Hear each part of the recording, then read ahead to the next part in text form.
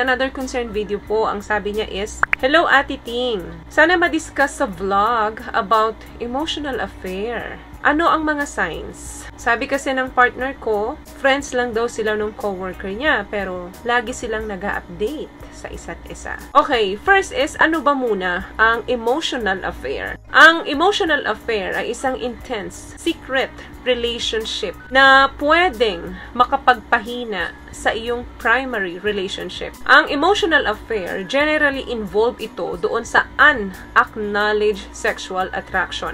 Meaning, akala mo hindi ka attractive sa kanya sexually. In denial ka pa. However, ang emotional affair, kahit na hindi ito nagli-lead sa sex, still captivating and nakaka-addict. Dahil pwedeng mag-ignite yung love, desire, and validation. Dahil hindi sa'yo na ibibigay ito nung primary relationship mo. Physical affair, may nangyari na, nakipagtalik ka na. Ang emotional affair, possible na wala pa, papunta ka pa lang, pero na-violate nyo na yung trust dito. Sometimes, the greatest betrayal happens without touching. Ano ba yung mga posibleng signs na nakikita mo kapag yung sinasabing so-called friends ng partner mo, meron ng emotional affair? Number 1 dyan, napapansin mo na masyado na kayong masikreto doon sa closeness sa friend niya. Ang secrecy or paglilihim ay isa sa principle yan ng infidelity. Affair na laging nasa shadow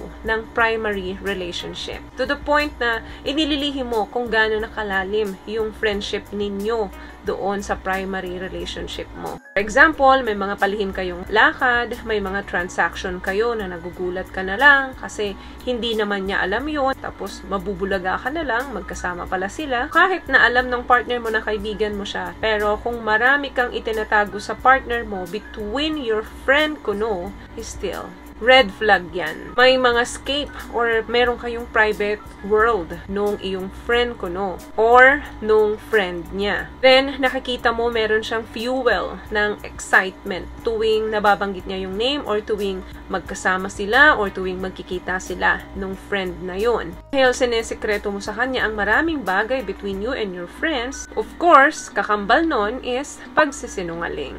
Number 2, dinidiscuss mo yung relationship issue mo doon sa friend mo rather doon sa partner mo.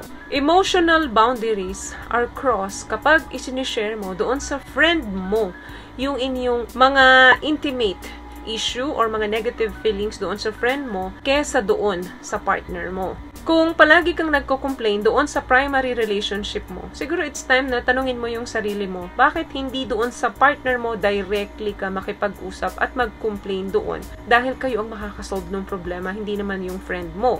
Hindi magandang i-discuss mo yung relationship problem mo doon sa taong alam mong attracted ka. What I love about this product, itong No More Dark Secret ng K-Skin, bukod sa may advanced whitening na siya na kung saan pwede niyang matulungan na pumuti yung mga singit-singit mo, moisturizing, meron siyang anti-irritation, antibacterial, maintain healthy pH level. Hindi lang pambabae, meron din po tayong pang-lalaki. Another thing, you have a little energy left over for your partner. Meaning, nawawalan ka na ng gana doon sa primary relationship mo, doon sa partner mo. So, very threatening na yan na pwede ka nang magkaroon anytime ng sexual affair or physical affair doon sa ka-emotional affair mo. Last one, posibleng ikaw to or posibleng yung partner mo.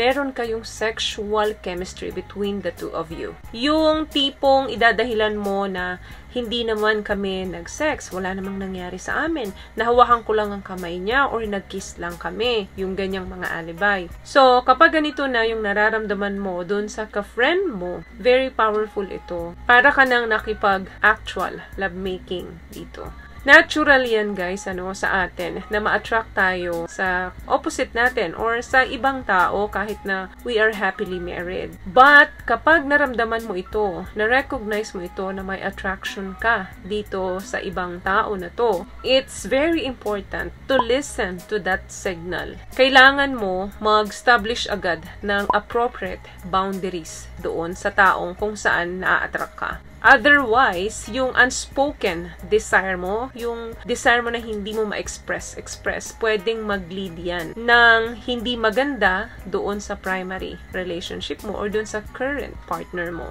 For example, nagiging sweet kayo sa isa't isa, or touching differently when you're alone, naglalambingan kayo, nagyayakapan kayo kapag kayong dalawa lang, kahit na hindi ka nakikipagtalik sa kanya, kahit na walang nangyayari sa inyo, kinukross nyo na yung boundaries kapag hinayaan mo itong mangyari sa'yo. Tapos, yung tipong pag-uusapan nyo pa, kung hindi ka lang taken, kung wala ka lang boyfriend or girlfriend, kung hindi ka lang married, maaring tayo na ngayon at masaya yung relasyon natin ngayon. Yung mga ganon. Kahit nababiruan lang, kahit na entertain mo lang, the thoughts of forbidden fruits is way para mag-inflame yung chemistry ninyong dalawa, ikaw at nung other person. Sa kahit anong relationship, guys, may dalawang importante dyan. Yung trust na hindi dapat ma-break, and yung boundaries na hindi dapat ma-cross. So, yun lamang guys ang video natin for today. I hope nakatulong ang mga tips na napag-usapan natin ngayon. At kung nagustuhan niyo po ang ating video, please give it a thumbs up, comment down below, and also share this video na rin po sa mga kaibigan na sa tingin niyo matutulungan ng video natin. Once again, palagi po kayong mag-iingat at palagi po kayong manalangin. Thank you guys for watching and see you on my next one. Always love yourself and be a blessing. Bye!